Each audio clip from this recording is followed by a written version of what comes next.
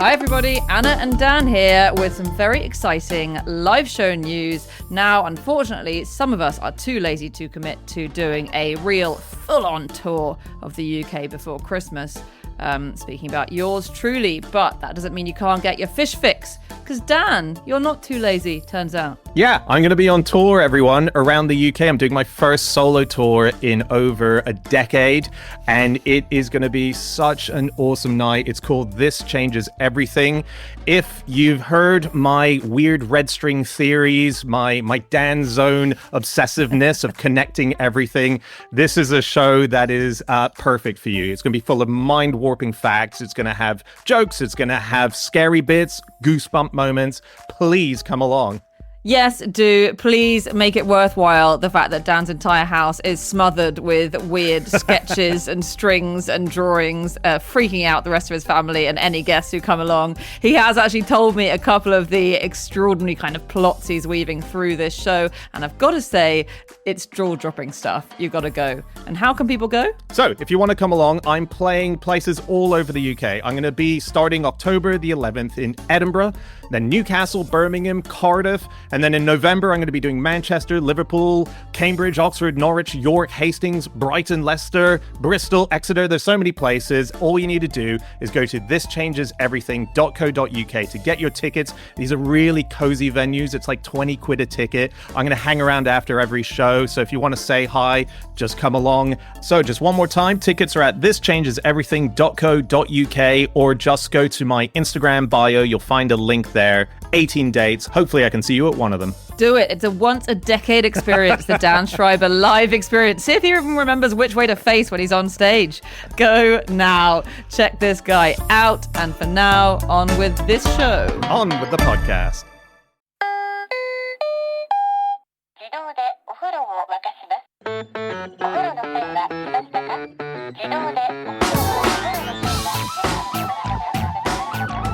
Hello and welcome to another episode of No Such Thing as a Fish, a weekly podcast coming to you from the QI offices in Holborn. My name is Dan Schreiber. I am sitting here with Anna Tashinsky, James Harkin, and Andrew Hunter Murray. And once again, we have gathered around the microphones with our 4 favorite facts from the last 7 days. And in no particular order, here we go. Starting with fact number 1, and that is Andy. My fact is, the biggest supermarket in Europe has 12 people whose entire job is to sort out coat hangers. Give me a break. 12 people? Yeah. 40 hours a week? Yeah. Come on. It's so big. That's the thing, it's biggie. It's so big. How big, Andy? What do you mean? The supermarket? No, the coat hangers. How big are they? Okay, so this came from a brilliant article by a journalist called Ralph Jones, who went to Gekas Ullared, which is a Swedish supermarket, and it's a one-off, right? It's not a chain across the world, and its total area, including the warehouse bit, is 114,000 square meters, which is 20 Trafalgar Squares. It's 1.5 Buckingham Palaces. It is the biggest tourist attraction in Sweden. It gets 4... Give me a break. What? What about the house where ABBA used to live? That's not even second. Is it? Yeah, no. The Viking museum we went to doesn't even get close to it. That's a museum? Yeah. The ship, that's a 17th century ship which sank on its maiden voyage. That's the second place, but it's second by a long distance. But it's like, stats are pretty amazing. I think my favorite one is that every day, staff can fill about 400 trolleys of items that customers have just discarded in different bits of the shop to make their return journey to where they actually belong. 400 trolleys worth every single day. How many people must be employed full-time to fill up and move those trolleys? Is it more or fewer than the coat hangers? We don't know. That's a good point. Do they have like a 10,000 item or fewer line? Yep. This place has its own reality TV show, and I thought, oh, well, often they'll do a little tie-in TV show. This thing has had 11 series. It's incredibly popular. Yeah. It's the most watched program on Sweden's Channel 5. So, just to say, is this in Stockholm? You said it was in Sweden, but... It's not in Stockholm, no. It's called Ullared. It's a town which is, I think, quite far out. If you were driving, it's about a 5-hour journey, I would say, roughly, by car, yeah. It does seem to be in the middle of nowhere. Yeah, the town next door has a few thousand people, and this supermarket gets 4 million visitors every year. I mean, I think they're okay with it, but it is crazy. It seems to be quite beloved. Do you think it's like being a resident of Venice living in that town? Gotta You be. know, and you feel like it was a beautiful thing that's been destroyed by descending. Oh. I quite like. Tourists. I looked into it. They do have a smaller supermarket in the town as well that they can use, and I just wonder how much action that gets versus the main I one. absolutely think I would only go to the small Yeah, no, If exactly. you need a pint of milk, you're not going to go to the world's largest supermarket. Unless you want to get your 10,000 steps up, the bread is another 14 miles away. I always wonder about those because you hear that places use tactics like almost like casinos use, where casinos won't show you daylight, they won't ever allow clocks, they will confuse you about what direction you're facing. They'll do all these clever psychological tricks to keep you gambling. Give you a load of booze. Give you a load of booze. That's it. And I just wonder what supermarkets do. Well, I know, for instance, some of them will pipe out the smell of fresh bread. Yes. Won't they? Because they'll Yeah. make you hungry and make you want to buy things. Yeah. There's also stuff about they know which direction people turn when you go into a supermarket. Quite often in a supermarket, they'll put the bread as far away as you can. So you have to walk, because everyone is going to buy bread. So you have to walk all the way over to get the bread. Past all the other good stuff. Exactly. And So they have loads of vegetables stuff right as you go in because that makes you think, oh, I'm in a healthy place. And it's got the sound that they do. They often play slow music to make your pace slow down. And if you play French music around, Buy baguettes and garlic. they buy French wine. Give me a break. Yeah, they'd say the more likely to buy French wine. If you play German music, the more likely to buy German products, like maybe a beer. Does it have to be classically French music like accordions and classically Yeah, German if like it's Daft oompa? Punk, it wouldn't work. Yeah, exactly. Yeah. Superstores out of town Yeah. were quite controversial when they started because the idea was Yeah, that they still are. the idea was that they were destroying in-town supermarkets, which were smaller or traditional grocery shops. And then, of course, all the little grocery shops have gone out of business, and now the superstores have moved back into town, doing Tesco, Metro, or whatever. Right. Yeah. As in, so they've done that. But the first one was in Nottinghamshire in 1964, and it was called the Windowless Store. That's how it advertised itself, because they didn't need to do shop displays to get you in, because you're already in the shop. I see. Okay. Windowless in that way. It's still not good marketing. I think for me, a windowless store is going to be very off-putting. Yeah, and that's for true. most people, I think. Yeah. You're right. Also, if you want to buy some windows. Yeah. No, sorry, we're a windowless store. I mean, I never go to Tesco for my window, so to be fair. But the shopping centres, like Andy said, they got people out of the town centres. And that's why if you go to any town centre in the north of England, it's just vape shops and betting shops because... Also because of the internet, sadly. Also because of the internet, but also, can I say, because of feminism? Oh, well. we have a lot to answer for. Okay, floor is yours, Andy. Please. This is really interesting. So it is slightly to do with increasing employment for women, especially after the Second World War, right? Which is when you're starting to get the rise of the supermarkets. So more women are going out to work. And that means that families no longer rely on one person in the household being at home and therefore being able to go out and shop every day for that evening's meal. Suddenly, people are at work and they're needing to do a weekly shop, and that means bigger shops, so there's more of an appeal there. And the other thing is that people are getting fridges due to labor-saving devices, due to feminism. And that means that you can store more of your food, of course. And so you're much more tempted to say, right, I'll just go to the Mega Mart, of a weekend and do my shop there. Yeah. Yeah. I'm sorry, we're to blame for the fridge and so much more. What can I say? I found a similar supermarket to this one, but that I think is my favourite, called Jungle Jim's International Market. Do you guys know this? No. So this has a claim to be the largest supermarket in the world. It's in Fairfield, Ohio, and it's a really good American dream story because it was set up by a guy called Jim Bonomino in 1971, who literally borrowed someone's truck for the weekend to have a fruit and veg stall in a parking lot. Worked 21-hour days and showered under a hose pipe that was in the car park. And now it's this gigantic, maybe the biggest supermarket in the world, over 6 acres, has America's biggest wine selection. It's got live seafood tanks in it. But he's so great. I read an interview with him by the Wall Street Journal, and he came down dressed as a wizard. And the interviewer said, "Did you wear that?" Because he knew you were being interviewed. And he said, "No, I calmed it down a bit for you. Usually, I'd wear something much weirder." And he was just mad. Like at one point, the interviewer said, "Perhaps the most important question, maybe the hardest question of all." And he said, "Hold on, we're on to the hardest question. Let me get out my crystal ball," and got an actual crystal ball out from under the table. And I just think he needs to brand better, because that's not what someone who lives in a jungle would do. I feel like he should have come to the interview swinging down on a vine with like tiny bearskin trunks on. Maybe he does that for the New York Times. But they sell incredible stuff. They've got a whole aisle of adult-oriented hot sauces.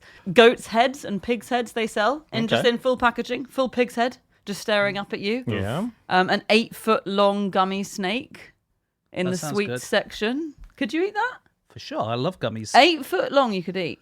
Well, what's the girth? It's a millimetre. So you're fine. You actually get less gummy than in a normal one. That is big. That is big. That's big. It's a big gummy snake. I think James could do it. I've seen him on tour. It would be like an actual snake eating, because you'd have to just open your mouth and stuff it in and then sit there for a month waiting for it to digest. You're the gummy deer who's eating the gummy snake. It's a nice reversey Percy. Lovely. Yeah. When was the first self-checkout opened? What year? Quiz time. 1956. The first electronic... 4000 BC. Oh, guys, a palpable disappointment on Andy's face. 2010. Oh, Adam, you idiot. It's 1986. I was surprised that an electronic self-checkout, which I only really became aware of in about 2010. Where was it? Georgia. Sorry? Georgia. Oh, I thought it was a supermarket. The ex-Soviet country, by the sound of your accent. That's right, Stalin's homeland. Yep. No, sorry, Georgia in America. That is surprising. Right. Yeah, but the reason they're not good self-checkouts is that if you're involved in a transaction, it seems to you to go faster. And this is a psychological thing called weight warping. Yeah. You know, if I'm having to hand over the stuff, then... if I'm putting through my pot pies and I'm trying to make it beep and it doesn't beep and I do it 5 times and it's still not beeping, I get a little bit annoyed. But if someone else is doing that, I'm like, come on, get on with it. Yes, you're right. And in fact, it's the reason why it's good to use a self-checkout, because it goes faster for you. Yes. Sorry. Yeah. Very cool. But we don't actually have them because it seems faster for us. We have them so that supermarkets don't have to employ any humans. That's a very cynical way of looking at it. I'm dreadfully sorry. But I would say there's another contender for first self-checkout, which we've actually never talked about before. But we've talked about the inventor. 1956. You're really close. It's 1937. And it's found by Clarence Saunders. Any of you guys remember him? Invented Piggly Wiggly, which was a supermarket that we talked about. He invented Piggly Wiggly in 1916. So Piggly Wiggly was like the first store where you went in with a trolley and put stuff in your trolley, right? Yeah, or a basket. The first self-service. So usually you'd meet the member of staff and then you'd say what you wanted and the staff would go and get it for you. And Piggly Wiggly was like, you know what? The people could pick their items themselves. It's an amazing idea. Incredible idea. And everyone hated it because it felt to them like they were shoplifting. Oh, I thought that's why people might like it. It's a bit of a treat. A bit of a No, different... I think at the start people rebelled against it a little bit and thought this is ridiculous. They did keep forgetting to pay. But do you know what inspired him to create Piggly Wiggly? What? He was looking out of a train one day and he saw some pigs rushing towards a trough. And he thought, Oh, yeah. Wow, what a metaphor. maybe those pigs could be the people in my shop. I think is the idea. And then this guy went on a few years later and... Yes, and he made Cadoozle, which Okay. some people think stands for or meant Key Does It All, which makes sense because it was fully automated in that you went into the grocery shop and everything was under these sort of like glass domes. And you had your own key, and when you got to an item you wanted, you inserted a key in a slot, and the key had a ticker tape on it. And you go around inserting your key into lots of different slots, saying, I want this object, I want this object. And then you took it to the till and you gave it to a person who inserted your ticker tape into a machine, which then could see all the things you'd said you wanted. And then the machine automatically went and picked up your groceries and slid it down a conveyor belt towards you. It was fantastic. And did he get this idea from seeing a load of pigs using a vending machine or something? He did, yeah. And much like the pigs using a vending machine, it didn't work very well. He's an amazing innovator. He was just missing Incredible. one person, really, in his life, and that's someone who could think of a decent name. That's clearly. Do you think that was the problem? Piggly Wiggly. What was the other? Condoozaloozy. Cadoozle. I think the problem was that everyone got the wrong stuff all the time because he didn't quite perfect it, which is annoying in a shop. So coat hangers, Yeah. who invented them? Someone you've heard of. George Coat Hanger. Ben Franklin. Someone famous. Ben Franklin is about as close as you're going to get. Thomas Jefferson. Correct. No. According to the Paris Museum of Fashion, he invented them. Although, according to the Monticello website, which was his home, there's no evidence that he invented them at all. But for sure, we invented coat hangers sometime in the 18th century, but they didn't catch on. And it wasn't until the 1850s that they became popular, thanks to, friend of the podcast, the burgeoning middle class. We got to get them on the next friend of the podcast T-shirt. really do. Yeah. And the disappearance of domestic servants. So it meant that people were buying more clothes and they had to put them somewhere and they didn't have someone to iron them. Then the wire coat hanger was invented by someone called Albert J. Parkhouse in 1903. And he was working in a wire company. They made like novelty wires, it said. But the company didn't have enough coat hooks for people to put their coats on. And so he took a discarded piece of wire from the machinery and turned it into the shape of someone's shoulders and said we could do this. But according to his granddaughter, who's called Barbara Mussel, he didn't make any money from it because the company took the patent, sold a gazillion wire coat hangers, and he never made a penny. Right. He was muscled out. Yeah, as the name of his granddaughter's husband presumably came at that wedding. He must have heard the name of that guy and thought, oh my God, this puts my whole life into perspective.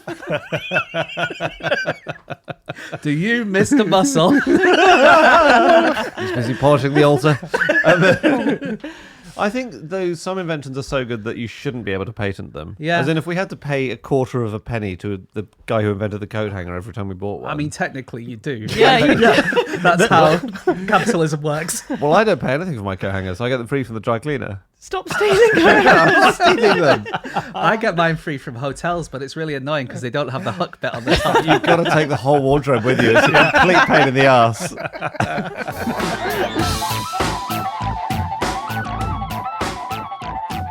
Okay, it's time for fact number 2, and that is Anna. My fact this week is that the latest winner of the Nobel Prize in Literature wrote a novel in 2024 that was 1 sentence long. That's short. Yeah, that's all you need to do to get it. Just write a sentence. No, it was actually a really long sentence. It was 400 pages long, more than 400 pages. Oof. Yeah, this is a guy called Laszlo Krasznahorkai. He's Hungarian. I haven't read anything of him. My brother's read a couple, says he is a challenge. I've read a few pages of one of his books this week. Oh, yeah? Oh, And it's dense. it's dense. hard Even just going. looking at it, it's like blocks of text. Yeah. And the one that I read, which is called Satan Tango, does have quite a lot of sentences in it, but they're all very long. That's actually the one I think my brother likes. Yeah, I mean, it's objectively good. The ideas seem good. I picked one up this morning. There's one called Hersht 07769, and it opens with him, the character, writing a letter to the Chancellor Angela Merkel because he's convinced the Big Bang is going to be reversed. So this is the one that's the one long sentence. And apparently the opening, if that was what you read, it starts, hope is a mistake. And I think this That's might be a sentence. I believe it then goes on. I don't think there's a full stop at the end. I think it's And. hope is a mistake and blah, blah, blah. He just uses the word and a lot. Also, Yes, semicolons cover a multitude of sins. they do, although I don't know how many semicolons he's using. And he says it's because he wants to mimic human speech. Which I think is a very good and interesting point. People Yeah. don't speak in short declarative sentences. Usually they pause, they deliberate, their words flow. You see, I'm doing it now. And he composes it all in his head, and then he only writes it down when he's ready, which I think is crazy. What? That must be so hard. I don't think the whole novel, but yeah, right. I guess the feeling chunks of it. Yeah. He has something in common with the man who invented Piggly Wiggly. Okay. Okay, he was inspired for his first novel by a load of pigs in a field. Yes. No. Yes. Really? Oh Wow. my God. So he had a load of jobs. He grew up in Hungary, Cold War Hungary, and he had a load of different jobs. He was a miner for a while. He was a We were all a miner for a while. Why do I walk into these stupid jokes? Stupid jokes. No, that's the spirit, Andy. High Thanks for the praise. encouragement. And then he was a night watchman for a herd of cows briefly, and then he I mean, that's not a job. No farmer's asked him to do that. Farmer comes in, yeah, they've been asleep all night. Okay, look at it. It's no podcaster, but it was with the work that was going in Soviet Hungary. Fair enough. And then he got a job working on a farm, holding piglets in place to be castrated. Oh, And he just gosh. said this was a horrible job. They would have been wiggly pigglies. They would have been wiggly pigglies. And he realised he sympathised very deeply with these piglets, these poor piglets, which are being, Very interesting. losing their knackers. And he said he wanted to write about the world in a deep way as a result of that job. Wow. Yeah. We get to read him because of his translators, right? And he's had a few, but the most recent one is this lady called Ottilie Mulzet. But she seems to be just his general translator because, Anna, the article that you sent to us, which was a New Yorker article that had his story, all of his answers were translated by her. So even his interviews are translated by Ottilie. And she says sometimes it can take up to 3 years to translate because you're translating a single sentence. You need to make it work.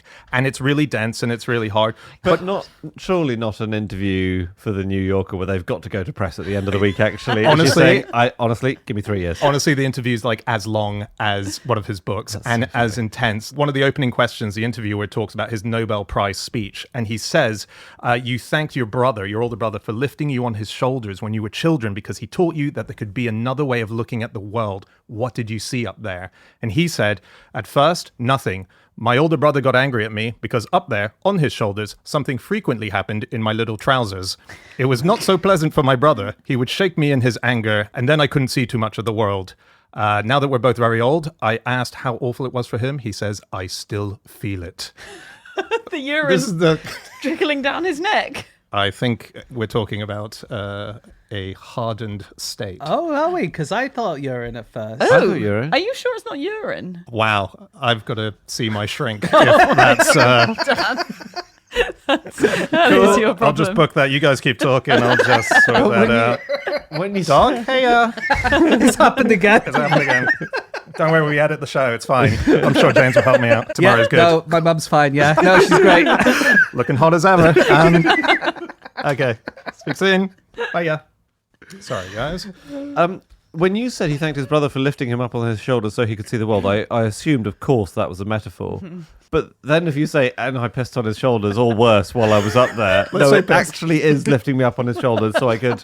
Because, when I've been standing on the shoulders of giants, I assumed for years that was a metaphor. No, it's not. No, it's just... Isaac Newton literally got piggybacks from everyone in the scientific establishment. Anyway, long sentences. Yeah, long they're not sentences. gimmicks. What I quite like is all the record holders for long sentences aren't like silly gimmicky people. They're great writers. Like Faulkner held the record for a long time. He got the Guinness World Record in 1983. And James Joyce did a lot of long sentences. He didn't did, but not as long as Faulkner's in Absalom. I tell you what, he nearly got a long sentence after the obscenity trial and so on, under which Ulysses was banned in the early 20s. Good one. Good one. Tough to Google long sentences, isn't it, when you're doing research? Because you get a lot of penal stuff. Not that kind. You get a lot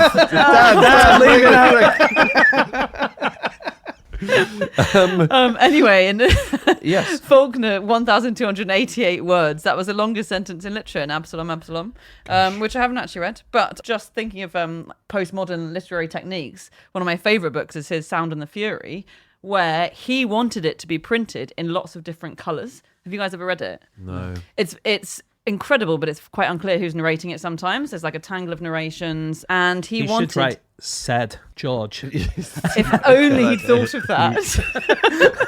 I don't want to give too many tips to the greats, but sometimes... No, I the wish he was still simplest alive solution to is the hear, best. to hear your suggestion. He wanted all the different people to have the font in different colours. And finally, they couldn't afford the publishing costs at the time, but they released a special edition a few years ago, which I now own, of William Faulkner's Sound and the Fury in all the different colours of the rainbow. And does it assist the reading experience? I guess it makes it clearer. Yes, it does. Wow. Sentences are getting shorter.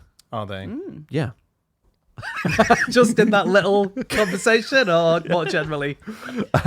So this is in New York Times bestsellers. There was a great piece in The Economist analysing sentence length between 100 years ago and now. And sentences have lost 1/3 of their weight, their heft. They've gone from about 22 words on average to 15. And Victorian sentences were thumpingly long. You read a Victorian novel, the sentences are just longer. There's more being expressed in each individual. It's Hemingway, isn't it? What did it? Yes. And Orwell. Bloody Hemingway. Well, wasn't it true? Like, have we said this before, that Hemingway supposedly lost one of his transcripts, but needed to deliver it like 2 weeks later, and so had to rewrite the thing, and then thought, oh my God, I'm not going to be able to write it the way it was. I'm just going to write really short sentences because it's easier. I can't remember any of the adjectives or adverbs I used, so I'm just going to strip all of those out. It's just the man hunted the fish. And then I'll do those later. He sent that off to his publishers and I'm going to send the adjectives in a second package in case they get lost. I feel like that's at least a story that's told about him. I have heard that. funny. Yeah. But yes, they have. Although I wonder about other languages, because all these studies are always done about the English language. And it's very hard to research other languages. All I could find is speculation that French, actually, the sentences haven't really got shorter, and actually in literature they're getting longer, some people were saying. But it's hard to work it out. Yeah. The Nobel Prize for Literature, there's a fantastic list, obviously, on Wikipedia where you can see every winner. And there's a photo with every winner as well. And that is so worth looking at, because the first 6 or 7 people, all of them somehow look like a dog that's been shampooed and blow dried. Their hair is just, it's marvelous. Highly recommend going to look at it. Were you not looking at the winner of Crufts on Wikipedia? I did have that tab open at the same time. I'll go back and look. The early days, Sully Prudhomme is the first winner. I personally have never heard of Sully. I only know them as the first winner of the Nobel Prize for Literature. And there was a lot of controversy, as far as I can tell. There was a lot of newspapers saying, where's Tolstoy, at the time, and why did this guy get it? And I think the prizes have always had that. But then we do have big names that you would recognize. There's Samuel Beckett, of course. Waiting for Godot was his big play, but he wrote novels as well. And one of them was called How It Is. It has no punctuation, and the entire story is a guy just trawling through mud, trying to just get somewhere and remembering his old life. Sounds awesome. Sounds fantastic. I do think sometimes, would it kill them to give it to a mystery or a thriller writer? Just someone who's done a really good crime reveal. Stephen King. Sure. Where's his, where's the Nobel, for... Nobel. Well, where's the Agatha Christie Nobel for Literature? That was a cracking plot where actually it was his brother all along. Yeah. But he thought he was lost at sea, but actually he was found in a mine, They can win other prizes. But this is for high literature, right? 2017, I reckon you'll like, Andy. It was Ishiguro, Kazuo Ishiguro. And he wrote, what was his book? The Remains of the Day. Yeah. And Remains of the Day. Incredible book, right? Wonderful book. So he did win it. Do you know what he did before he got into books? Ishiguro. Yeah. Pig farmer. I don't remember what he did. Disentangling coat hangers. He was a grouse beater for the Queen Mother at That's Balmoral. Now, for American listeners, we should say no grouse hurt. Well, actually, lots of grouse get hurt really badly, but not through the beating. Well, that's the start of it. So you're scaring them to fly up in the air, and then they get shot. And then they get shot. But you're beating the whatever it is. The bush. The bush. Beating the bush. You're beating about the bush. You're beating the undergrowth that they're in to scare them up. To scare them up. Sorry, Kazuo Ishiguro was a grouse beater. For the Queen Mother. Yeah, that makes me reevaluate Kazuo Ishiguro, I have to say. Why? I don't know. I didn't know he was from that kind of stock. I don't think Is the grouse beater usually one of the royal family, or is it's usually the Earl of Argyll or something who they said. It's not. No, not remotely. Do you not think you'd be quite posh to be beating the Queen Mother's grouse? Again, we're now so layered in innuendo that What are we really talking about? Speaking of the history of some Nobel Prize winners, Gabriel Garcia Marquez, who wrote 100 Years of Solitude, as well as many other things, but that's the main one. Do you know what his favourite song was? Mambo Number 5 is correct. What? No. But not that version. 100%, yeah. Oh, yes, and Anna's right. The Lou Bega or the original? It was the original, the Paris Prado one. Yeah, okay. But wait, that's only because Marquez probably didn't live to hear the Lou Bega version, which is infinitely superior. Yeah. Oh, no, the Bob the Builder version. That's The height. Little did you know that where it goes 1, 2, 3, 4, 5, it actually goes all the way up to 100, and then Years of Solitude. No. So when he, in his memoir, He wrote about when he was a young man, he lived in a brothel in Barranquilla. And that's when he learned to write, and he would dance the night away. And he keeps saying that his favorite song is Mambo Number 5 Stunning. by Brilliant. Perez Prado. Really good. Stunning. Good on you. If you lived in a brothel, you probably would have a little bit of Monica in your life, a little bit of Jessica by your side. Yeah.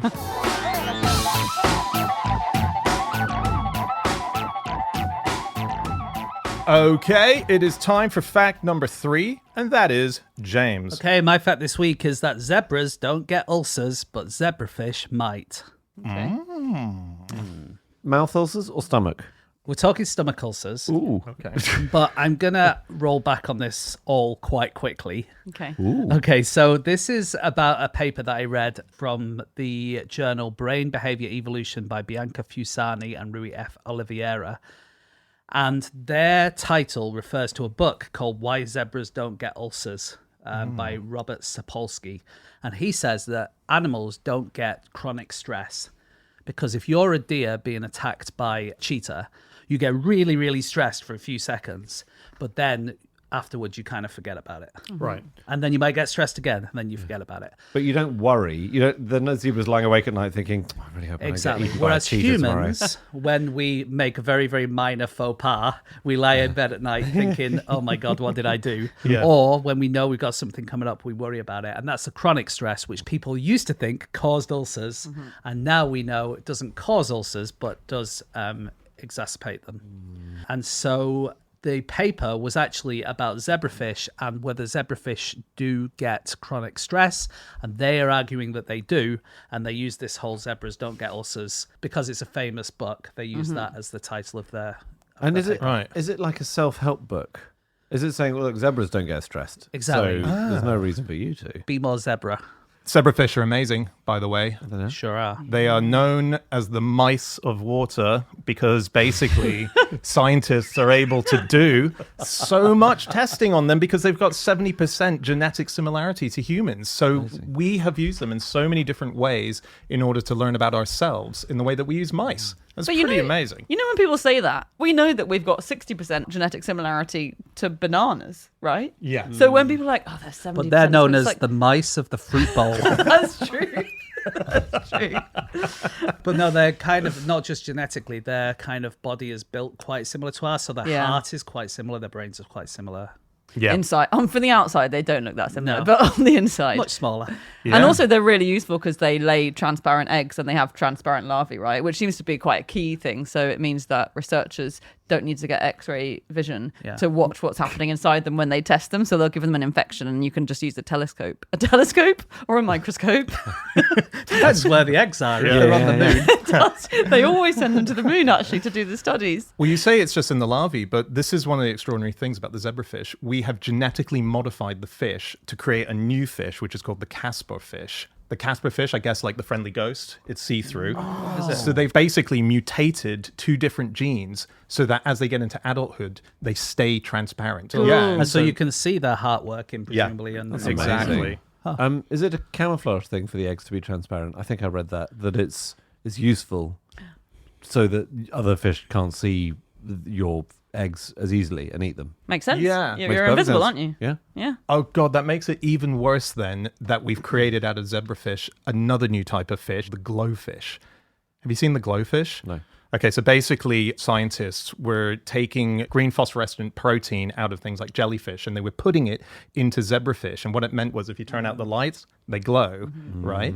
And this has changed everything if any of them go back into the wild for the fact Yeah, that they it would. can't hide anymore because they're literally a beacon of light in the ocean. I can't believe they put them back in the water. That seems mad. I think You shouldn't do that. I think they wouldn't, but they do put them in fish tanks because they sell them commercially. So if you happen to have another fish that was a bit predatorial, even in the fish tank, it's got no chance of hiding. Can't because even it's hide in just- the little castle or the skull.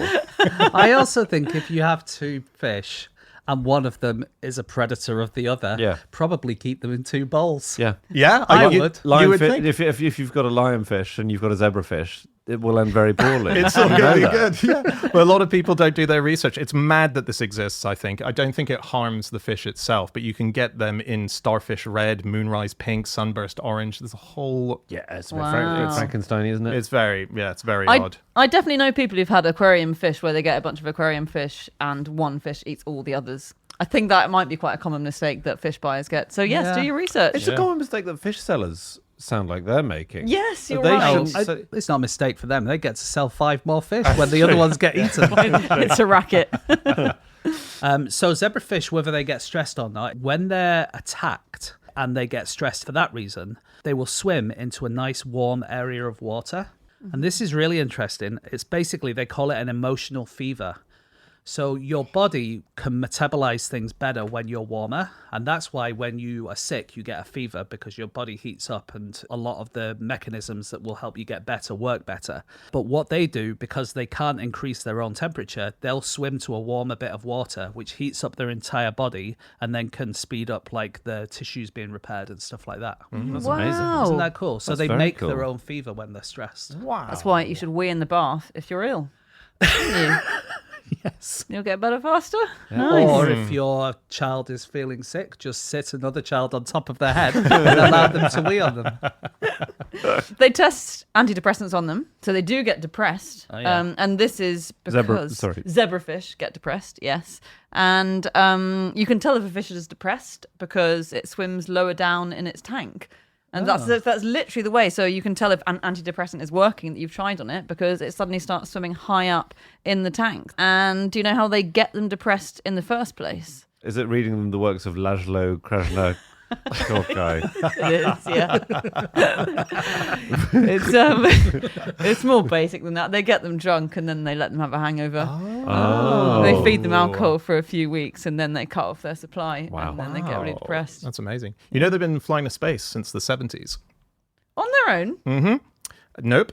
With astronauts. The mice of space. The mice of space. They kind of are. They kind of couldn't are, agree Andy. more. Yeah. Yeah, because in 2024, 4 zebrafish were up in space. That was one of the most... there might have been one mission since, but this is the most notable one recently because they survived 43 days. The longest any fish has ever survived in space. They went through a huge selection process. So these 4 were whittled down from 200 candidates and managed to get up there. Wow. They don't live long. So for them, 43 days is about 4 years in space. Oh, wow. So that's how we see the change in what's going on with them. So they're very useful. But then, this is a bit shocking, they don't bring them back. They just pop them in a sort of... Not out of the airlock. Or they pop them in some kind of container and they just let it burn up on entry back into Oh, Earth. mate. Yeah, At the very least, stick them in a saucepan, which you hang out of the spaceship. What, so that they float away? Oh, so you'll have a delicious fish supper by the time you land. Oh, nice. Sorry. Right? Burned. These things are about 3 centimeters in length. They're not caves. Yeah. But they're better than mice in space in theory because they don't have solid poos that go rolling around everywhere or floating around everywhere, and they don't have gas that escapes the fish bowl. So apparently they're just a They better... must have some kind of poo, though. Why? Yeah. Why would mice... Sorry, are you saying mice farts are problems in space? Big problem. Have you not read all the news recently? What's happening? Wait The a minute, ISS no is matter floating even further and further away. Even if they did have solid poos, Yeah. they're living in water, right? The poos are going to be in the water. They're not going to disappear around the Yes, I think space that's... station. Yeah. But And you that's- figured the mice but would be that's in a good. container as well. That would mean it think wouldn't so. escape. So what's going on, NASA? A lot of questions. A lot of questions. I actually had an insanely stressful moment just before coming into the office today. I was getting on the tube and there was a 70-year-old man on a wheelchair. And he How was... did you know how old he was? It was You his count the birthday. rings. He had a balloon. He had a badge, yeah. And he got off the tube, the doors closed, but the balloon was stuck inside, and he just flew down the... Oh, it was worse for me than him, I got to tell you. I can't deal with it. No, he was in a wheelchair. He looked roughly 70 years old, and we came up to the escalator, and I went down. I thought, oh, there's a lift over there, but he thinks it might be here. And then I was watching him, and he turned around. Oh, crumbs. And he went backwards down the escalator. It was amazing. What? Yeah, he put 2 hands on each Oh, of wow. the Cool. of the sides. Yeah, I've seen that. Yeah. And Wow. and I was watching the big wheel, and it looked like it was teetering over the edge. And the stress was actually less. Are you going to hurt yourself? Because I assume he knew what he was doing. But if he did fall, I was in his path. You'd be like Indiana Jones. Wait, is that a scene in With the Indiana giant Jones? ball coming chasing him, but it would be see. an exactly 70-year-old man in a wheelchair. Oh, it was horrible. I mean, stress is a fascinating feeling because you get over it. I was by the time I was off the escalator, it was gone. I can't believe this. I can't believe you've crowbarred that anecdote. Why? It into just a talk happened to me. about It's so stress. relevant. A life experience. I can't just believe- before we talk about stress. Can't believe And you I'm were not going to bring it up. Can't believe you were stressed by that. And also, your takeaway is stress just disappears, doesn't it? Straight away. I think I'm saying it doesn't. But that was Dan's equivalent of being chased by a lion. Yeah. Yes. No, you've treated stress like we're supposed to, rather than holding on to it. Yeah. I've got a question. Yeah. Did you when you got that sort of stress hormone in your body, Yeah. did you do the fight or the flight? Because that's what happens, right? You know, that's the God. idea. Did you punch him in the face? That's the idea invented by a guy called Walter Cannon. It sounds so much like water cannon, Brilliant. just with an extra L. But now, these days, we've gone from the 2 Fs to the 6 Fs. So you can have fight, flight, freeze, fawn, fine, or faint. It sounds like you had fine, Fine. as in it was fine. It was You're fine. Oh. It was fine. I had So fine. fawn as in bowing and scraping and apologising. Yeah, so, yeah, exactly. It's like when you're in a stressful situation, rather than running or fighting, you try and almost calm things down. apologise. And befriend the person. That's my method. And then feign is like you pretend you're okay, presumably. But what's fine? Faint, it was. Oh, faint Yeah, with so an E it's- or an A. With an A, so it's like you just collapse Faint. as if Is almost that a going. useful response? Well, people do that if you're in very stressful situations. You might just go completely catatonic and not respond to it. But these feel like really not useful. Like fight or flight is a useful thing if you've got a lion attacking you. But is it useful to collapse yeah, or to because say you play I'm fine? dead, right? Yeah. You're playing dead, I suppose. Yeah. And fine is just ignoring the problem, which there are that definitely adaptive reasons for that. I Yeah. can imagine. Yeah. We have the most amazing way of measuring stress levels now. So, as we've said, raised cortisol is stress. I could find out from James how stressed you've been at different times of the year over the past year. Okay, how? Can you do it on me now? I need some equipment, and I need to be a scientist. I'm not bending over for that. Come on. Is it a part of James that it's been left in? Yes. And you can actually tell much better on me. You could tell a much longer period of time on me. Oh, is it my breast milk? You're not producing much these days, are you? I'm very stressed. So I suppose I'll kill this guessing game quickly. Yes, please. I have longer hair than you guys. Cortisol goes into our hair. The way now that scientists study stress levels and what causes human stress is they look at their hair and the cortisol levels, and you can see it's a bit like ice cores are used to tell climate over time. And you can see about a period of 12 months. And so, they've studied, for instance, the fact that people's stress levels peak in winter, we know. And if they take hair from people who live in nice equatorial countries, there's not nearly as much cortisol in the winter segment of their hair, which was growing in winter, compared to in Norway, for instance, where there's much more stress. And that's like how lots of tropical trees don't actually have very strong rings in the middle. It's just like that. Because they've got the same climate all year round. That these people are the tropical trees of the human world. That is Wow. crazy. Wow. Isn't that so cool? So yeah, I could just pluck a hair from your head and tell you that 3 months ago you were really stressed about something. And you Well, could it get was probably my hair transplant. But that's a good point. This isn't working at all.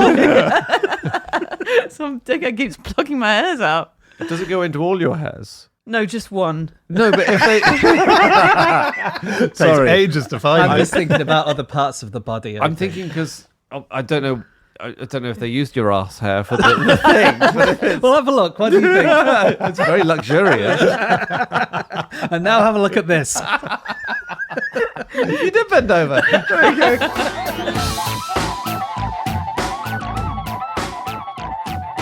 Okay, it's time for our final fact of the show, and that is my fact. My fact this week is that the world record holder of most bug tattoos is terrified of bugs.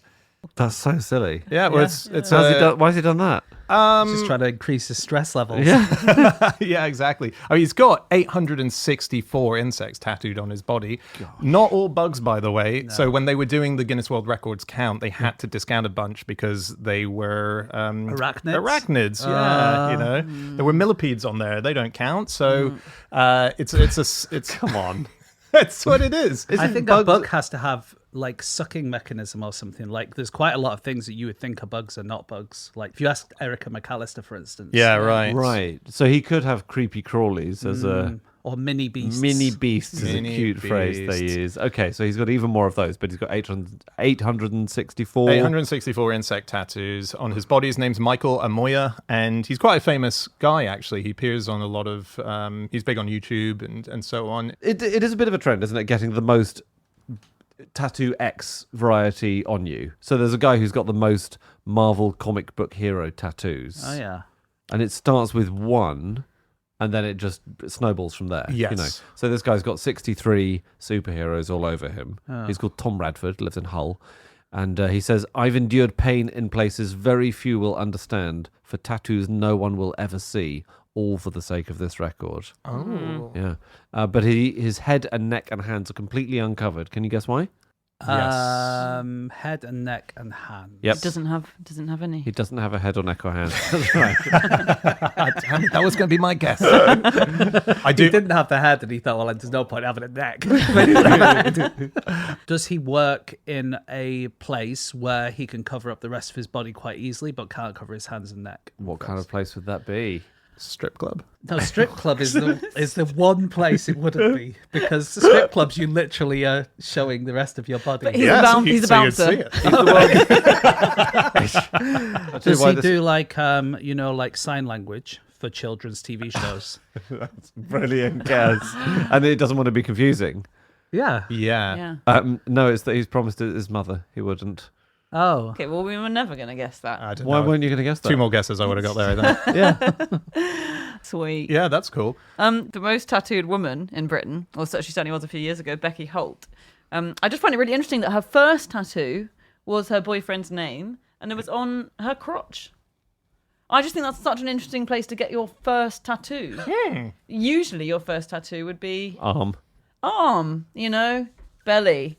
On my fanny... It's just like this girl's going on to bigger things tattoo-wise, isn't it? What if her boyfriend was called Fanny, which is like short for Francis, like Fanny Lee? Mm-hmm. So she could write Fanny down there, and then future boyfriends wouldn't know it was an ex-boyfriend. They'd be like, "Oh, you just labeling your body parts." That's what it was. Yeah. That's actually a really funny record to break. Is the most parts of your body clearly labelled with what they are in tattoo form. Head, shoulders, knees, toes you start with, then fanny. Yeah. Because that's the second verse of the song. Yeah. I started looking up excuses for tattoos. Okay. Mainly Nazi tattoos. Because there are a lot of times where people... God, you've become obsessed, man. get tattoos... that they, and then they go on to a position of prominence. Like podcaster. Okay, here's one. Yeah, go on. I thought it was a Hindu symbol of peace. Ding, ding, ding. Yeah. This year, the Barnsley councillor for Reform UK, who was accused of having a swastika tattoo, his wife explained it was due to a brief interest in Buddhism as a young man. That makes, okay. Tick. All right. Here's another one. I'll give you the tattoo. Okay. Swastikas on Japanese maps means a temple. So someone tattooed an entire Japanese map, like an Ordnance Survey map on. And then said, my body is a temple, specifically this bit with a swastika. Someone's tattooed an early Rudyard Kipling book cover onto them because he had swastikas all over them. Youngest person ever to win the Nobel Prize for Literature as well, by the way. Lovely throwback there. Couldn't leave that on the table. Is it that? It's I not. wanted to tattoo the words "my struggle" on my forehead, but my tattoo artist was German and wrote Mein Kampf instead. I'm going to give you the tattoo, and you have to give me a great excuse for it. Okay. There's a German Big Brother contestant some years ago who was done for having an SS symbol tattooed on his arm. What was his excuse? Bearing in mind that's also illegal in Germany, of course. And you mean, so it's the font, really, with the SS yeah, that yeah. we're talking about? Everyone used to call him a silly sausage. Which is what SS actually meant, didn't it? Hitler's silly sausages. The elite silly sausages, yeah. It was the sound that his favourite snake made. It's as bad an excuse as this. Is it? Think of the font. What else is written in that font? Kind Kiss, of. the Kiss. band. He claimed that he was a fan of the band Brilliant. Kiss, but had only got the second half of the band name tattooed on him. He could only afford 2 letters and he went for that? That's so good. He That's needs to get a wonderful. best friend who's got the KI. Quickly, get your best Yes. friend to get the KI on. They Yes. should have been cool. And I'll just give you the last one. There was a Lee Mack-fronted Sky History reality series about woodwork called The Chop. Oh, I remember that. It was a very short-lived series. One of the reasons for which was that one of the contestants turned out to have a tattoo on his face saying 88. And that is a number often used by neo-Nazis because H is the 8th letter of the alphabet. HH, Heil Hitler, is the thing. Right. He explained, when challenged, that this tattoo was simply because his father had died in 1988. At which point it turned out his father was alive and well. And he told the Daily Mail, "I'm here, aren't I?" Wow. There's an interesting new tattoo that people are getting. So every bit of content that goes up onto Spotify gives a little barcode, and it's meant to be for just, the actual Sharing code. playlists and Yeah, stuff? exactly. So you could get your favorite episode of No Such Thing as a Fish, find the barcode, have that tattooed on you, and then if you do, it's just an option is all I'm saying. But this is happening. Listen to this. This is amazing because people are talking about having done it. Mary Haley has the perfect party trick, a barcode-like tattoo of nearly 24 fine lines that when scanned with a Spotify music app prompts a phone to play Mambo No. 5 by Lou Bega. Yes. That was one. Stunning. Spotify have said, listen, great idea, very cool, but if the song gets taken down and re-uploaded, the code is changed, and that's a defunct barcode. And a lot of people are also saying that when you get a bit older, after a couple of years, and the tattoo slightly loses a bit of its edge, Someone it hasn't scans been it working. and just ends up buying a tin of beans or something. The US Navy in the early 1900s, when certain people were coming and trying to join, they were required to get more tattoos before they joined. It's a little riddle, but I'll just give the answer straight away. No. We have to guess. Okay. So what use would be a tattoo for someone in the Navy? Because they did have, they were a anchor? big deal. An anchor? Get an anchor tattooed Yeah, on but you? that's not useful. You wouldn't need that unless Shows- it was shows maybe good. it could show who's on your side. Yeah, that's it. Was it identify marks if you're washed up? That's a good one. That's Oh, a good that's one. good. And it's possible that maybe there was areas where they did ask you to do that. This very specific case was you were fixing things. Yep. Sailors in the Navy have to learn how to do a lot of knots. And you learn how to do them by diagrams, don't you? This is how to do a triple shank, half hitch, whatever. Yeah. So they're getting drawings of the knots tattooed on them, right? Yeah. To learn to Not right. What do you Right. get? What Right. do you get at the sea? Zebrafish.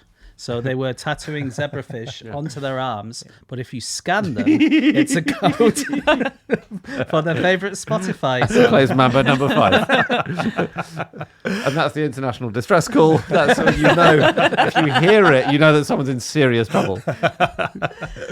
No, the answer is that, and these are all great answers, by the way, but the one in this case is that a lot of sailors who were joining in the early 1900s had tattoos that were seen as indecent. They had naked women all over them. Oh, yeah. And so they would either be dismissed and not allowed, or you had to go back and have clothes tattooed onto the women. Yes, because I read an interview with a tattoo artist from the 1920s, and it's interesting how things go in and out of fashion. It was in the New Yorker, and it was saying how fashionable and classy tattoos suddenly were. And this amazing tattoo artist was saying, I have to put a lot of clothes on mermaids for sailors who are about to go into the Navy and aren't allowed to have them anymore. I went onto GuinnessWorldRecords.com and searched for ironic, because this world record holder for most bug tattoos is terrified of bugs. So the world record for sticking matchsticks up your nose is held by Scott Consal, who worked in ER. That was his job before beating the record. And he says, over time, your nostrils stretch so you can insert more matches into each side if you wait a few minutes. How many- I want to personally say, I don't think you should shove anything up your nose. Absolutely. Yeah. The First album by Westlife, produced 5 number 1 hits in the UK official singles chart, which is a record. Ironically, the album peaked at number 2. Wow. Wow. That's a Pretty ironic. fact. Richly ironic. Why didn't that get in the song? The Grand Midway Hotel in Windber, Pennsylvania, has the world's largest Ouija board. It's now located on the 3rd floor of the hotel, which is ironic because the inventor of the original Ouija board, William Fuld, died after falling from a 3rd-story building. And when are you sending these lyrics to Alanis Morissette for the rewrite?